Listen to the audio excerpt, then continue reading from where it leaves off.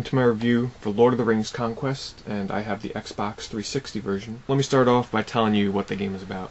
It's basically a third-person action/shooter game. I don't want to call it a third-person shooter, just a third-person shooter, because there's a lot of elements to it that don't involve shooting. Some classes do, some classes don't. Basically, if you're a fan of Dynasty Warriors or the Star Wars Battlefront games, you're going to love this game, especially if you're into Lord of the Rings as well. The campaign mode is available in single player, or from what I've heard, you can do up to 4 people online co-op, which I have not done.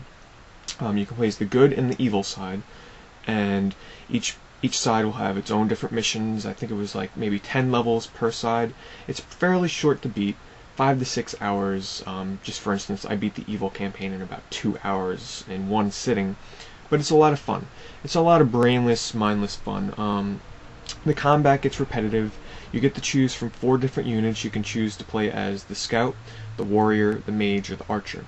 And then sometimes it'll ask you to play as a hero, where you can take on the role as Aragorn, or Legolas, or Gandalf, or Gimli, or, you know, Frodo. The meat of the game in single player is basically, when you play as good, it's telling you the regular story of, you know, Frodo and the ring and everything like that, basically just like the movies. And then in the evil campaign, it's pretty fun. Lord of the Rings fans will get a kick out of it, where it's like an alternate scenario. What if Sauron would get the ring from Frodo? What if Frodo surrendered the ring to Sauron? It actually is a really good looking game. There are times where I just had to stop and take a look at the environments and really take it in. One of my favorite environments was the Rivendell level, when you play as the evil campaign, and I want you to take a look at it, just so you get an idea of how good some of the levels can look.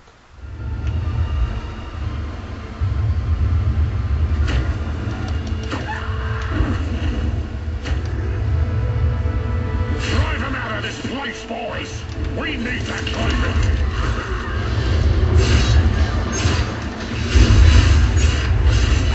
Push on, dogs! We need the self-ground for us! The game felt a little off in one aspect, where sometimes it would really portray the battles from the movie really well in terms of the amount of enemies on screen. But then there were other times where, say, the Helm's Deep level, where the orcs break open the gate, and you're thinking like a whole big rush of them are going to come in, and instead you get like 5 or 7 of them, and you have about 3 teammates on your side. And then 10 minutes later, there's 40 orcs, and you got 15 guys on your side. And then later on in the game, they're throwing at you like 70 orcs and trolls and everything, and Oliphants, and you got Ents, and you got eagles all over the place. So it feels kind of imbalanced in terms of the battles, where sometimes it feels a little underwhelming. Fight for Gondor!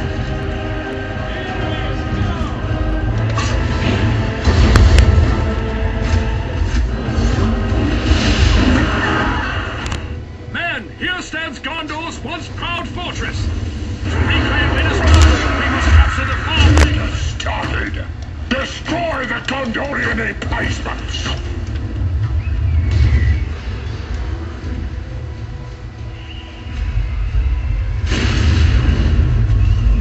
The levels themselves are pretty well paced and balanced. You never feel like you're in one spot for too long, because it's constantly moving you around the level. Let's say, for instance, in Isengard, you start off by the big tower. Obviously you're outside, but first you fend off, you have to capture a point from enemies, and then after that you have to go and you have to capture another point, and then you have to defend it, and then you actually have to go and you get to play as a treant, and you smack some orcs around, and then you rescue Treebeard, and then you have to take down some towers, and then after that you get to face Saruman. You have to kill Saruman at Isengard's tower, and in order to do that, they let you play as Gandalf, and you go up in the tower and you have a fight. And that's all on one level, so they do a really good job of, you know, breaking up the pace between the levels and constantly keeping you moving. You will find out, though, that the objectives aren't that varied, as it usually only involves capturing points, guarding somebody from getting hurt, taking down barricades so that your units can move to a door and break it down, or taking down certain like guardian boss enemies, and it really doesn't get more complicated than that. It does have some more problems in terms of the control and camera department. There are times where you're in combat and the camera doesn't shift on its own, so you're left to control the camera with the right joystick, but you'll get in a corner and you'll find that you can't even see what you're aiming at or hitting anymore, especially when you play as the warrior or the mage or the scout or something like that. So the main breadth of this game lies in its multiplayer. In multiplayer, it's very class oriented in terms of you get to choose from the 4 classes, obviously the mage, the archer, the warrior, and the scout.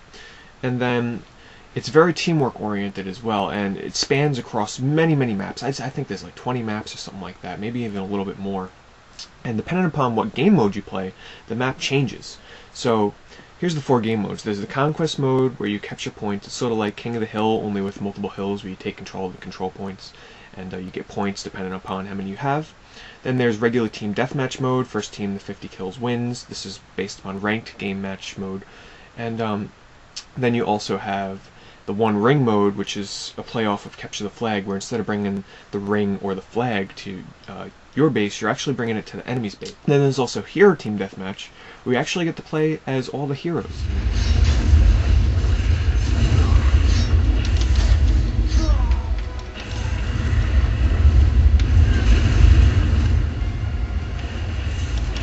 So let me talk about the 4 classes. The Warrior. The Warrior is very combat oriented. You have to try and stick with your teammates, especially a mage, if you want to get through. But if you stick with a mage, you got some crazy combos that you can pull off.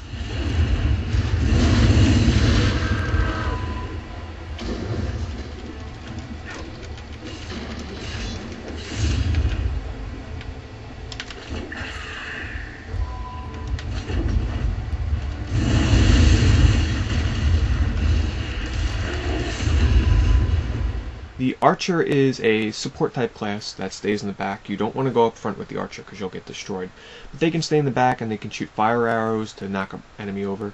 They can shoot poison arrows to slow them down and do damage over time. They can also shoot an automatic auto-aim arrows that will shoot up to 3 enemies at once if they are within target range.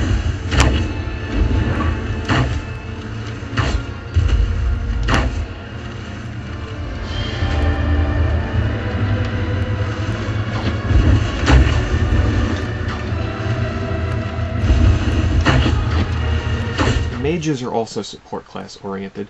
They can heal, they can put up a shield, they can use lightning, they can cast firewalls.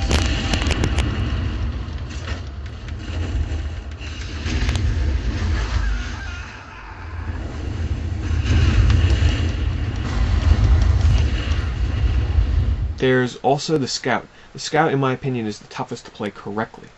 Mainly because you have to go stealth and you turn almost completely invisible, and you can go up behind enemies and sneak attack, one-hit kill them.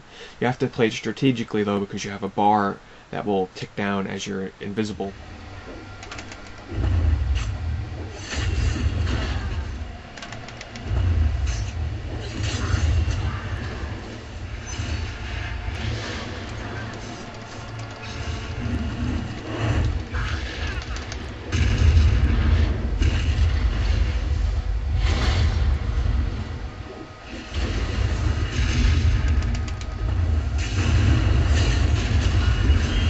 So when all these classes get together, it is 8 versus 8 online. There are no bots as of right now unless they patch it in. The battles can get very hectic and very fun, especially if you're playing like One Ring mode where all your teammates are always with each other and kind of moving as one group. And while the controls and everything like that kind of suffer sometimes, especially the camera, for what it does right in terms of having these big, huge battles with, you know, lightning flying everywhere. You got archers in the back shooting enemies. You got warriors flying at you and using their sword attacks, and you got scouts backstabbing everybody, all within the same range. Great draw distances. You can see across the map no matter what. No pop-up whatsoever with enemies. So overall, guys, I would give this a 7.5 out of 10. Mainly because it's really a lot of fun online. The single player is over pretty quickly, and it's, you know, not that you wouldn't buy this for the single player whatsoever. It's really is pretty short. There's really no replay value to it unless you're going to do some co-op missions. You're buying this for the online, and it delivers. Tons of maps, 4 classes, tons of action every time that you pop into a room. It's a lot of fun when you work together. If you can look past some of the bad parts about, you know, the controls and the camera, and some of the graphics are okay sometimes. But if you can look past that, guys, I think you'll have a really fun experience with this one.